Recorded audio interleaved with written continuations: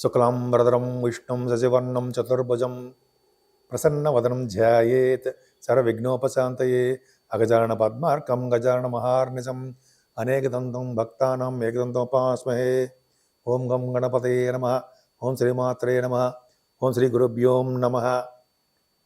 మా ఆది ఆస్ట్రాలజీని చూస్తున్నటువంటి మీ అందరికీ, అలాగే విదేశాల్లో కూడా ఉంటూ నన్ను ఎంతగానో ప్రోత్సహిస్తూ, విదేశాల్లో వాళ్ళే కదండి, మీరు కూడా నన్ను ఎంతగానో ప్రోత్సహిస్తూ, అలాగే నా వీడియోలు కూడా చూస్తూ నన్ను ఎంతగానో ప్రోత్సహిస్తున్నారు. సో మీరందరికీ పేరు పేరున నా హృదయపూర్వక నమస్కారాలు. ఇప్పుడు మనం 12 రాశుల వాళ్ళకి మకర రాశిలో సూర్య భగవాను ప్రవేశించినప్పుడు కలిగే ఫలితాలు ఎలా ఉంటాయి తెలుసుకుందాం.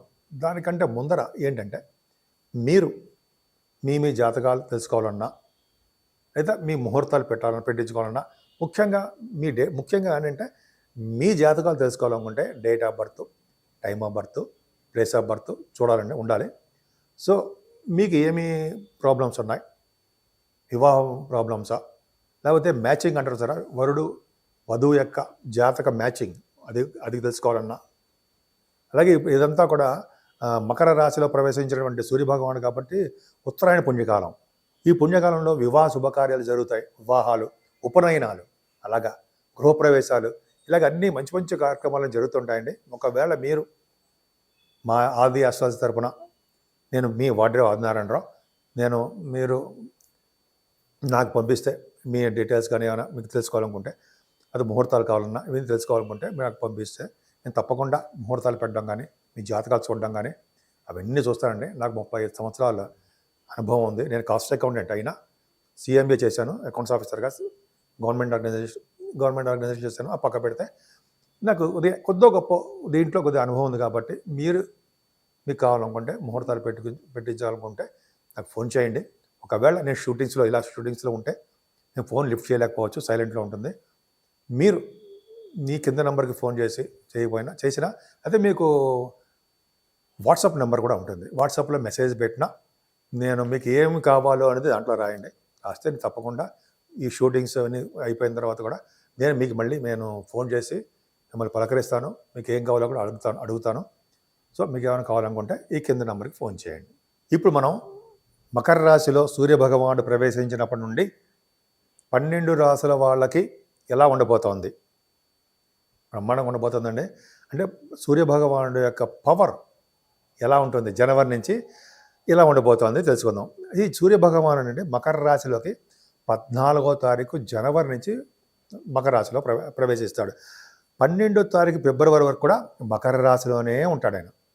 సో ఈ మకర రాశిలో ఉండడం వల్ల 12 రాశుల వాళ్ళకి ఫలితాలు ఎలా ఉంటాయో తెలుసుకుందాము. ముఖ్యంగా ముందుగా మేషరాశికి ఫలితాలు బ్రహ్మాండంగా ఉంటాయండి.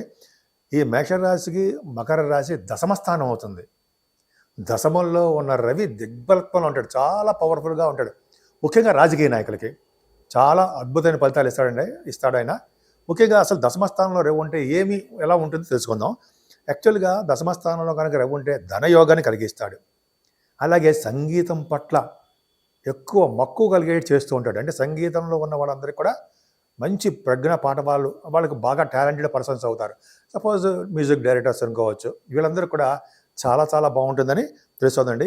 అంటే సంగీతం మీద అభిరుచి కలిగి ఎక్కువగా మీరు దాన్ని సాధన చేయడానికి ఎక్కువ అవకాశం ఉందండి. అంతేకాకుండా దశమంలో గురుడు ఉంటే మంచి కుమారులు మీకుంటారు, లేదా మంచి కుమారులు జన్మిస్తారనమాట. కొందరికైతే ఉద్యోగం చేస్తున్న వాళ్ళకి అధికార పదవులు రావడానికి అవకాశాలు ఎక్కువ ఉన్నాయి. ఈ దశమంలో రవి మాత్రం ఉంటే పదవులు వస్తాయండి. దశమంలో రవికి అద్భుతమైన పదవులు మీరు చేస్తున్న ఉద్యోగంలోనే, గవర్నమెంట్ ప్రొఫెషన్లో మరీనే.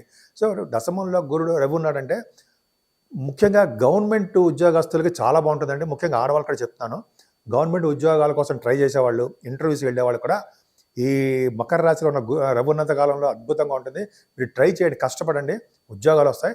అలాగే ఆల్రెడీ ఉద్యోగాల్లో ఉంటారు, గవర్నమెంట్ ప్రొఫెషన్లో కానీ ఏ ఉద్యోగంలో ఉన్నా సరే, ముఖ్యంగా గవర్నమెంట్ ఉద్యోగస్తులకి పదవులు రావడము, ఉన్నతమైనటువంటి పదవులు, అలాగే వాళ్ళ యొక్క ధనం అంటారు సార్, ఫైనాన్షియల్ స్టేటస్ అంటాం కదా, అది ఉన్నతంగా పెరగడము జరుగుతుందండి. అంతేకాకుండా రాజకీయ నాయకులు కూడా, రాజకీయ రంగంలో ఉన్న వాళ్ళకు కూడా ఎటువంటి ప్రాబ్లమ్స్ ఉన్నప్పటికీ కూడా వాళ్ళవన్నీ ప్రాబ్లమ్స్ నుంచి బయటపడి పదవులు కూడా వస్తాయండి. వాళ్ళకి పదవులు రావడము, ఉన్నతంగా గౌరవింపబడ్డము, అలాగే ప్రజాదరణ ఎక్కువగా ఉండము జరుగుతుంది.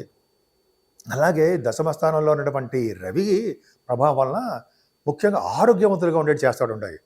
రవి మాత్రం మంచి ఆరోగ్యంగా, డైనమిక్‌గా, స్పీడ్‌గా, తెలివిగా బ్రహ్మాండంగా ఉండేటి చేస్తుంటాడు. బలమైన శరీరాన్ని కూడా ఇస్తూ ఉంటాడు. బహుశా మీరు ఎక్సర్‌సైజులు, జిమ్ములు చేస్తారని చూడండి.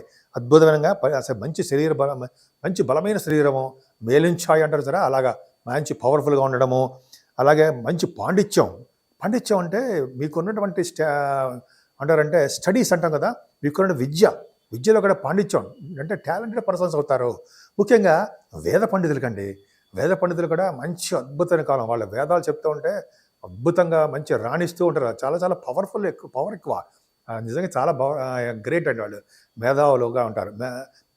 మేధావులుగా ఉండడానికి ఎక్కువ అవకాశాలు ఉంటాయి. అలాగే వేద పండితులుగా అనమాట. వేద పండితులకి మేధావులుగా చాలా అద్భుతంగా తెలివిగా వేదాలు వల్లిస్తూ ఉంటారు. బ్రహ్మాండంగా ఉంటారు. వీళ్ళందరూ కూడా మేధావి వర్గానికి చెందినవారు కదండి.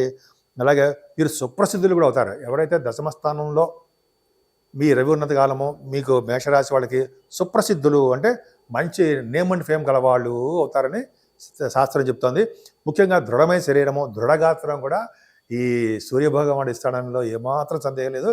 ముఖ్యంగా ఈ మేషరాశి వాళ్ళకి ఈ సంవత్సరంలో జనవరి నుంచి ఇంకా చెప్పాను కదండి, జనవరి 1 తారీఖు నుంచి అంటే ఉత్తరాయణ పుణ్యకాలము అంటాం కదా, ఆ రోజు ఉత్తరాయణ పుణ్యకాలము స్టార్ట్ అవుతుందన్నమాట. ఈ రోజు నుంచే సూర్యభగవానుడు మకర రాశిలో ప్రవేశించడాన్ని ఉత్తరాయణ పుణ్యకాలము అంటాం. ఉత్తరాయణం స్టార్ట్ అయిపోతుంది అనమాట సూర్యభగవానుడు.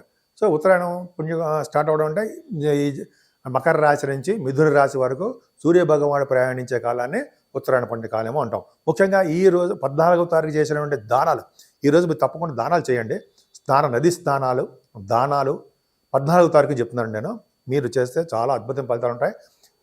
ముందర నది స్నానాలు, మీ ఎక్కడైనా సరే నది స్నానాలు కానీ అంటే గంగా నది కానీ చెప్పాం కదా, పుణ్యనదుల స్నానాలు అంటాం కదా, గంగా నది, గోదావరి, సరయూ నది, త్రివేణి సంగమం అంటాం. ఆ నదుల స్నానాలు కానీ అలాగే చేసే దానాలు అద్భుతంగా ఫలితాలు ఇస్తాయండి. దానాలు చేయడము, వస్త్రదానము, బంగారు దానము, వెండి దానము, పుస్తక దానము, అన్నదానము అంటాం కదా, ఆ దానాలు చేస్తే సూర్యభగవానుడు బాగా ఇష్టం. సూర్యలోకానికి వెళ్తారని చెప్పి అంటారు. బంగారం దానం చేసిన వాళ్ళకి విష్ణులోక ప్రాప్తి, అలాగే బ్రహ్మలోక ప్రాప్తి అంటాం. సో ఇలాగ చెప్పుకుంటే లేకపోతే బాగా ఎక్కువ ఉంటుందండి. సరే, ముఖ్యంగా ఈ దానాల్లో ముఖ్యంగా ఏంటంటే సూర్యభగవానుడికి అర్ఘ్యం సమర్పించడము.